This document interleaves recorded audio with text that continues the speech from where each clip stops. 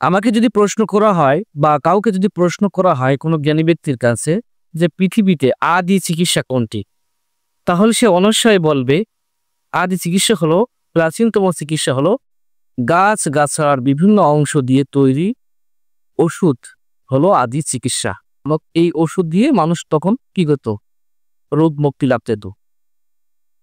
যত সময় গেছে এই পৃথিবীতে যত আধুনিকায়ন হয়েছে, অনেক সেক্টর আধুনিকায়ন হয়েছে, কিন্তু একটা সেক্টর আধুনিকায়ন হয়নি, আরো উন্নত হয়নি। আর সেটি হলো ইউনানি তথা হার্বাল আয়ুর্বেদিক চিকিৎসা। এবং এটা দিনকে দিন ডিমোশন হয়েছে, কারণ এটা অবহেলা কারণে, সঠিকভাবে যত্ন না নেওয়ার কারণে। ইউনানি গাছরা আয়ুর্বেদিক চিকিৎসা কিন্তু পার্শ্ব প্রতিক্রিয়া মুক্ত চিকিৎসা, যদি যথাযথভাবে প্রয়োগ করা হয়ে থাকে। কিন্তু আমরা ভালোভাবে এই সেক্টরে, এই চিকিৎসা ব্যবস্থায় নজর না দেওয়ার কারণে আজকে এটি ভগ্ন স্বাস্থ্য হয়ে গেছে।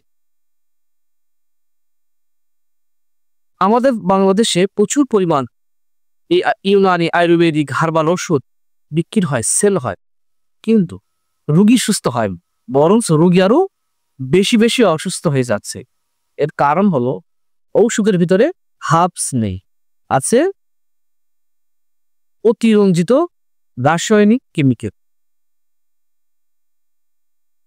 তার উপর তো কোম্পানিরা তাদের লাভের জন্য এমনভাবে সব ফন্দামি করে থাকে, যেগুলো সত্যি খুবই দুঃখজনক।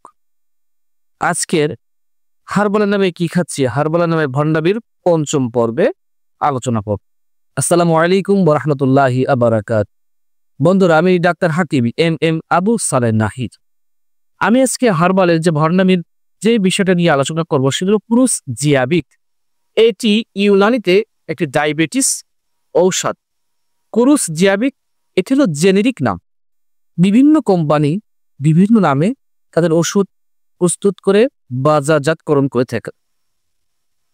এখন সমস্যাটা কোথায়, ভণ্ডামিটা আসলে কোথায়? ভণ্ডামিটা হচ্ছে এটা, আমি একটা কোম্পানিকে দেখলাম, তারা মহিলাদের জন্য একটা ট্যাবলেট, একটা ক্যাপসুল বাজারজাত করছে, যেটা মহিলাদের ধাতুর সমস্যা, মাসির সমস্যা, জরায়ু টিউমার, জরায়ু কেন্দ্রিক খুব সুন্দর একটা কাজ করে।